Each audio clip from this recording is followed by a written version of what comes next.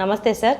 నమస్తే అమ్మా. మంచిగా ఉన్నారా? మంచిగా ఉన్నా. నేను గరం చేసి పంపిస్తే ఇప్పుడు మిమ్మల్ని. నో ప్రాబ్లం, మేము కూల్ చేసి పంపిస్తాం. అధికార ప్రతినిధి కాంగ్రెస్ పార్టీకి అంట మీరు. మరి అధికార ప్రతినిధిలో ఉన్న రేవంత్ రెడ్డి ఎందుకు కక్ష సాధింపు చేస్తున్నాడు అంటావు? ఎవరి మీద కక్ష సాధింపు చేసినారు? ఎంతమంది ఇప్పుడు చూస్తే నిన్నటికి నిన్న కవితమ్మ ధర్నాకు దిగింది. ఎందుకోసము? గతంలో ఉద్యమాలు చేసినటువంటి వాళ్ళందరికీ కూడా 200 గజాలు ఇల్లు ఇస్తానా అని చెప్పిండు. మంచిగా పొందుపరిచిండు. మరి ఎందుకు ఏడికి పోయిండు?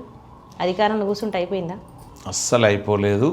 వాస్తవంగా కూడా తెలంగాణలో కాంగ్రెస్ పార్టీ అధికారంలోకి వచ్చిందే అమరవీరుల ఆత్మ గతంలో క్షోభించి గతంలో ఇబ్బంది పడింది కాబట్టి ప్రజలందరూ కలిసి ప్రజాప్రభుత్వం అని చెప్పి ప్రజాస్వామ్య పద్ధతిలో గత ప్రభుత్వం నడవలేదు.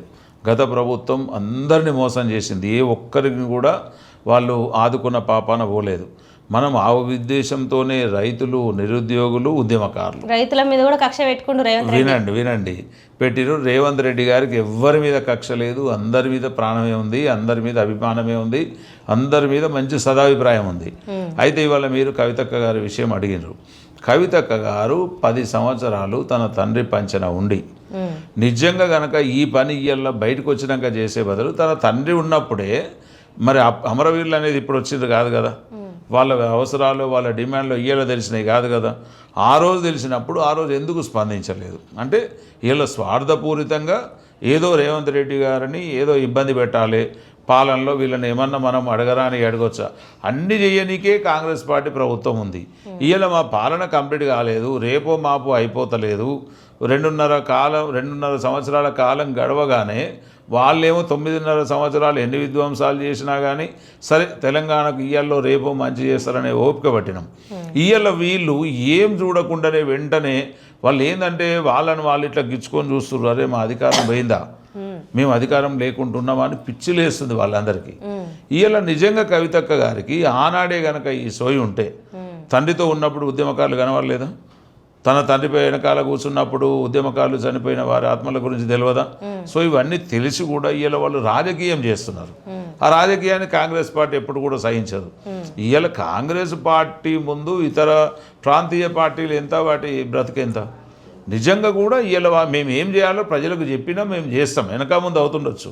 కానీ అంత ఓపిక లేకుండా మీరు దిగిపోని మేము చేస్తాం, మీరు దిగిపోని మేము చేస్తాం, ఎంతవరకు కరెక్ట్ చెప్పండి? నేను ఒక ప్రశ్న అడుగుతా. తెలంగాణలో సీఎం చంద్రబాబు పాలన ఎట్లుంది?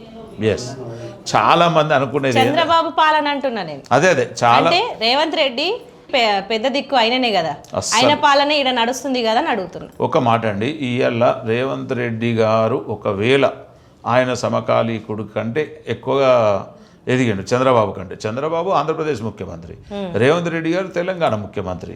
తెలంగాణలో చంద్రబాబు మార్కు ఇది ఒకటి ఉందని చూపియండి. చంద్రబాబు అనేవాడు ఉమ్మడి ఆంధ్రప్రదేశ్ ముఖ్యమంత్రి కాబట్టి హైదరాబాద్లో తన ఇల్లు కావచ్చు, తన అది కావచ్చు, పరిపాలనలో ఏలు పెడితే రేవంత్ రెడ్డి గారు ఊరుకున్నా మిగతా మంత్రులు ఊరుకోరు, తెలంగాణ ప్రజానికం ఊరుకోరు. సో కనుక ఆయన మార్క్ అనేది లేదు. ఇది ఏంటంటే ఒక బీఆర్ఎస్ పార్టీ ప్రాపగండ చేసి మాట్లాడింది, అదే బీజేపీ మాట్లాడతలేదు. అంటే కేవలం వీళ్ళకి అక్కసుతోనే చంద్రబాబు నాయుడిని రేవంత్ రెడ్డి గారు గురువు అంటే, ఎస్ రాజకీయ పార్టీగా గురువు అయి ఉండొచ్చు. గురువు అయ్యే ఇప్పుడు జర్నలిస్టుని అరెస్ట్ చేయమని పంపించిండా? ఎస్, ఇప్పుడు ఒక మాట, జర్నలిస్టు మీద కేసు బుక్ అయింది. ఓకే, 100% మేము కాంగ్రెస్ పార్టీగా 100% ఖండిస్తున్నాం. జర్నలిస్టులకు ఎప్పుడు కూడా రక్షణ అనేది అవసరం. రేవంత్ రెడ్డి గారిని జర్నలిస్టులే అధికారంలో కూర్చోబెట్టరు, మీకు తెలుసో తెలియదు. అంటే వాళ్ళు కేసీఆర్ గారు చేసిన నయవంచన పాలన కావచ్చు, అరాచకాలు కావచ్చు, అన్యాయం కావచ్చు, ఆనాడు ఎంత వ్యంగ్యంగా వీళ్ళ విలేకరుల మీద మాట్లాడిండో మీరు చూసి ఉంటారు. అది జర్నలిస్ట్గా మీరు చాలా ఇంటర్వ్యూలలో కానీ లేకపోతే మన మీడియాలలో చూసుంటాం. ఇవాళ రేవంత్ రెడ్డి గారిని నిజంగా కూడా జర్నలిస్టు లోకం ఒక సీట్లో కూర్చోబెట్టింది. దానికి కావాల్సిన సపోర్టు ఏ వ్యక్తి అయినా ఈ రోజులలో మీడియాలో అంటే ఒక జర్నలిస్టు తలుచుకుంటే ఎవరినైనా దించవచ్చు, ఎవరినైనా ఎక్కించవచ్చు. రైట్, కేవీఆర్ సంథింగ్ జర్నలిస్ట్ మొన్న అరెస్ట్ అయింది. అంతకుముందు ఆయన మీద కేసు బుక్ అయింది. అంతకుముందు పోలీసులు హెచ్చరించడం జరిగింది. వీళ్ళు ఏం చేశారంటే శ్రీకాకుళంలో కేసు వేయడం జరిగింది. ఆ కేసు వేసినప్పుడు ఇలా కోర్టు ఏదైతే చెప్తుందో, పోలీసులు ఏదైతే చెప్తారో అది పోలీసుల మట్టుకు కోర్టు వ్యవధిలో ఉన్నది మాత్రమే. సో దానికి కోర్టులకు కావచ్చు న్యాయ వ్యవస్థలకు రేవంత్ రెడ్డి వ్యతిరేకత అంటే నడవదు. ఆయన కోసం నిలబడ్డ జర్నలిస్టు పైన రేవంత్ రెడ్డి మరి సోయి లేదా, నిలబడచ్చు కదా, కనీసం స్పందించవచ్చు కదా. ఎస్, వాస్తవంగా కూడా అది కోర్టు పరిధిలో ఉన్నది కాబట్టి అతను స్పందించకపోయి ఉండొచ్చు అని నేను అనుకుంటా. ఏదేమైనా తెలంగాణ వాళ్ళ మీద ఎవరి మీద చేతేసినా తప్పే. చంద్రబాబు నాయుడు యొక్క అహంకారానికి పరాకాష్ట. ఎందుకంటే అతను ఇవాళ విడిపోయినంత మాత్రాన నేను పక్క రాష్ట్రపోను అన్నట్టుగా చూస్తున్నాడు తప్ప నిజంగా కూడా ఒక ఆడబిడ్డలు అడ్డం వస్తే ఏదైతే అరెస్టు జరిగిందో దాన్ని కాంగ్రెస్ పార్టీ అరెస్టు జరిగిన తీరును మేము ఖండిస్తా ఉన్నాం. సభ్య సమాజం కాంగ్రెస్ నేతలు మీకు వత్తాసు ఉంటేనే వాళ్ళకు స్పందిస్తారు, లేకపోతే స్పందించారు. న్యాయం జరిగితే స్పందించారా కాంగ్రెస్ నేతలు? 100%. మేమేమంటున్నాం, ఖచ్చితంగా కూడా జరిగిన తీరైతే తప్పు. అదేమనవచ్చు, కోర్టు పరిధిలో ఉన్నప్పుడు దానికి ఎవరో మనం అతీతులం కాదు. పోలీసు వ్యవస్థలు ఉన్నంతసేపు ఏదన్నా రేవంత్ రెడ్డి గారు ఒక మాట చెప్పవచ్చు తప్ప న్యాయస్థానం నుంచి ఏమన్నా బెయిల్ కేసు పేపర్లు కానీ లేకపోతే ఏదన్నా వాటి విషయంలో మాత్రం రేవంత్ రెడ్డి స్పందించినా కానీ కోర్టులు ఒప్పుకోవు. చట్టం పరిధిలోకి అంటే న్యాయస్థానాల పరిధిలోకి పోయినప్పుడు చట్టాన్ని ఎవరైనా గౌరవించాల్సిందే. కాకపోతే ఆ అర్ధరాత్రి రావడం, సివిల్ డ్రెస్సులలో రావడం, కనీసం ఒక మహిళను చూడకుండా ఆమె చేయబట్టి లాగడం, ఇవన్నిటికీ కాంగ్రెస్ పార్టీ ఎప్పుడు సమర్థించదు. ఖచ్చితంగా కూడా జర్నలిస్టులు మాట్లాడిరా దీని మీద, మాట్లాడే స్పోక్స్ పర్సన్గా మీరు మాట్లాడిరా? ఎస్, ఎందుకు మాట్లాడలేదు? 100%. ఇప్పుడు నేను మీ ముందే చెప్తున్నాం కదా, వ్యవహారం 100% తప్పు.